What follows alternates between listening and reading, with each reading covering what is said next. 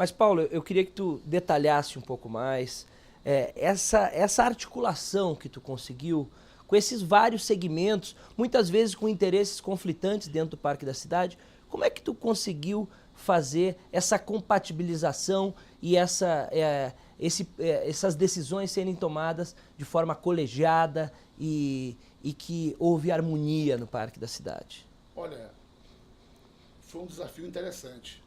Foi uma coisa que mexeu muito com os nossos sentimentos e que exigiu de todos nós vamos dizer, uma tolerância muito grande, porque os interesses diversos e muitas vezes, como você falou, interesses conflitantes e muitas vezes interesses conflitantes com a ética.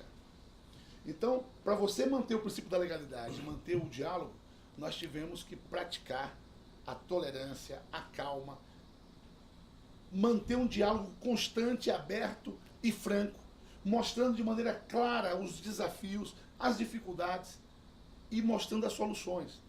E chamando as pessoas para o debate. O que houve no Parque da Cidade foi que eu procurei os movimentos organizados. Conseguimos identificar 185 segmentos organizados no parque, de religião, de cultura, do lazer, do esporte, né, que frequentam o parque diariamente, né, como os idosos, como o movimento LGBT, como os jovens, né, cada um na sua tribo e cada um utilizando os espaços. Bom, a primeira coisa que nós fizemos foi combater o ilícito, combater aquilo que estava degradando o Parque da Cidade, que foi um desafio imenso. Foi um desafio imenso, não foi fácil, foi mal interpretado, não é? Tentaram conduzir por um caminho equivocado, mas quando você tem um diálogo aberto, quando a transparência é a mola mestra do processo, não existem meias verdades. O que existe ou é verdade ou não é. E está aberto, está tranquilo, está olhando nos olhos. Existe nesse processo uma coisa fundamental que é a credibilidade. E nós tivemos a sorte de ter guerreiros, pessoas que entenderam que aquele era um desafio para o Parque da Cidade. Quando nós fizemos o orçamento participativo, a plenária do orçamento participativo do Parque da Cidade, que lá compareceu 600 usuários do parque no período da tarde, num sábado, eu sinceramente, como várias vezes no parque, não contive a minha emoção, porque eu entendi que tinha valido a pena todo o contato, todo o esforço e mais. Nós tínhamos ali a compreensão, a sensibilidade pública de um trabalho que foi realizado e a, a responsabilidade de cada amante do parque nesse processo para contribuir para aquilo que nós construímos e que está aí para todo mundo ver e que o futuro vai mostrar. Porque tem muitas coisas que foram construídas agora, mas que não aparecerão agora. Certamente aparecerão ano que vem, independente do governo que tenha. Mas foi fruto de quê? De um amadurecimento desses 3 últimos anos, do qual eu me orgulho de fazer parte, convivendo com essa grande família que é a família Parque da Cidade. Muito bem. Você que ligou o seu computador agora ou está acompanhando pelo Twitter, pelo Facebook, pelas redes sociais, nós estamos realizando o primeiro bate-papo com Paulo Debois, uma ação de transparência da campanha, expondo o nosso candidato a perguntas dos internautas, a temas que vai fazer a diferença para a hora de você decidir o seu voto. Mas, Paulo, um dos principais papéis do legislativo, do deputado distrital, isso é constitucional, é a fiscalização do executivo e também a apresentação de propostas para a melhoria da sociedade. Nós temos visto nos últimos escândalos, nos mensalões que tiveram por aí, uma relação de promiscuidade entre o legislativo e o executivo. Como é que tu vê essa questão da independência dos poderes e de um mandato independente para fazer diferente na Câmara Legislativa? Joab, para fazer diferente, para início de conversa, é um caminho tortuoso, não é um caminho fácil. Porque, na realidade, nós temos que mudar o sistema. E, para isso, nós temos que ter uma reforma política ampla nesse país, para permitir que, realmente, os políticos de base, as pessoas realmente vocacionadas para a atividade política e pessoas do bem, tenham condições de disputar as eleições. Aliás, a reforma política deve permitir apenas que as pessoas de bem adentro da atividade política, para evitar o famoso balcão de negócios, para evitar a famosa venda de mandatos. Porque o povo é vilipendiado, é espoliado. O político, muitas vezes, a pessoa é submetida a propostas artificiais. Então, quando você trilha um caminho independente, não é fácil. Mas eu quero dizer a você o seguinte, a gente percebe nas ruas. Eu tenho visitado escolas, eu tenho visitado bares, eu tenho visitado igrejas, eu tenho visitado shows, eu tenho visitado parques. Não é? E a gente percebe que as pessoas estão absolutamente ansiosas pela mudança. Nós entendemos que com a reforma política nós vamos ampliar isso aí. Mas é possível fazer diferente, é possível ganhar uma eleição honestamente, é possível acreditar no futuro e conversar com as pessoas honestas, que são a maioria, e dizer, olha, o sistema está aí. Qual a opção que você vai fazer? Eu convido a você a fazer uma reflexão para o futuro de Brasília. É isso que você quer? São representantes como esse que estão aí, que merecem o seu voto? Ou vale a pena apostar no novo, na mudança de comportamento? O que vale é a transparência que deve existir no mandato. E isso deve acontecer pela vida, pelo exemplo. Não adianta querer mudar.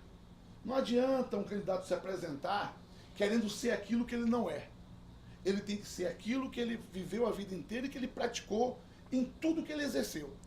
E nesse ponto, João, eu estou muito tranquilo, porque a proposta que nós estamos trazendo para a discussão pública é tudo aquilo que nós fizemos no nosso dia a dia, na nossa vida, ao longo desses anos em Brasília, como professor de judô, como militante do meu partido, como um militante da política estudantil, né? Como administrador do Parque da Cidade, como ser humano, como pai e como amigo, que as pessoas me conhecem.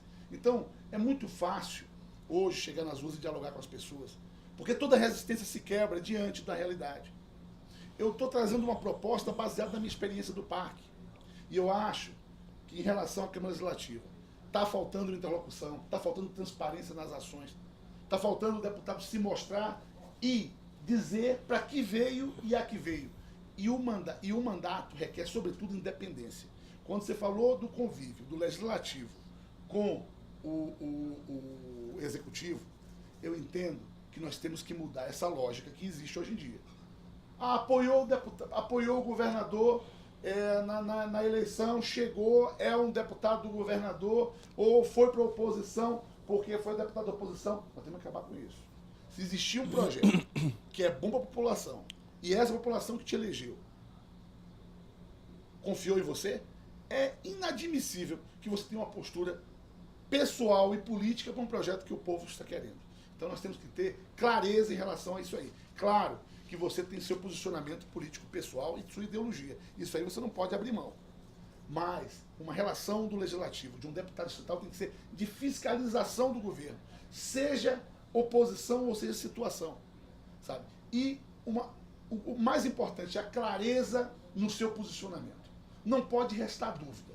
Porque hoje o que nós vemos é deputado que fica naquele chove não molha, chega em projeto de lei como o que foi aprovado para praticamente impedir que os animais adentrassem o parque. Muito bem, nós temos uma frente parlamentar de defesa dos animais. Todo mundo se omitiu, todo mundo ficou quietinho. Se fez um acordo na calada da noite, passou nas comissões, em 2 turnos foi aprovado. Se o governador não tivesse a sabedoria e a população, que nós participamos do movimento, não se manifestasse, seria aprovada uma lei que iria permitir, iria impedir os cães de adentrarem aos parques urbanos de Brasília. É um absurdo.